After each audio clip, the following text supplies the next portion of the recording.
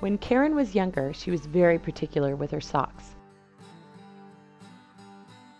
The line had to fit across her toes just right. If they didn't, she refused to wear them. Her mom, Patty, would have to bring a pile of socks and stack them next to her car seat on the way to preschool so she could try them on and find the perfect pair.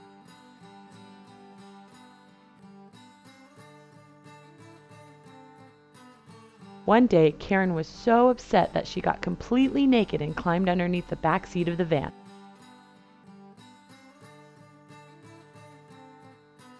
Patty tried for what seemed hours just to get her to come out, but she just wouldn't budge. Finally, one of the preschool teachers had to come out and lure Karen from under the seat. When she finally came out, her mom had to dress her in the parking lot before school.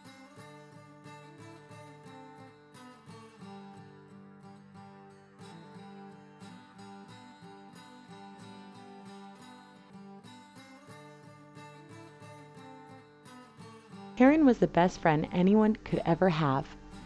She was always the first to jump in the trenches for you.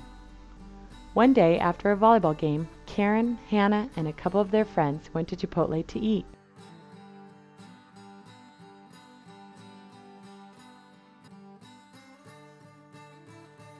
When they all sat down, Hannah realized her keys were missing and really started freaking out.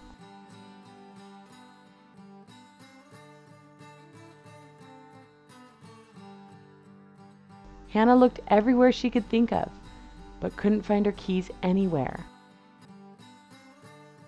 As Hannah continued freaking out, everyone heard some rustling noises to her right. When they all looked over, they saw Karen waist deep in the trash can while food, cups, and dirty napkins were flying everywhere. Right before Hannah could tell Karen to stop digging through the trash, Tommy drops to the floor laughing behind them with keys in hand.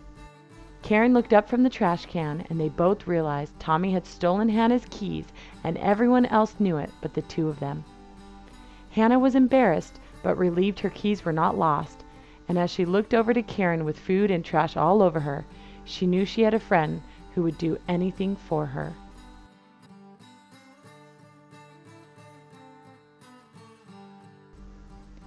A few years ago, several girls from the volleyball team went down to Cabo for spring break.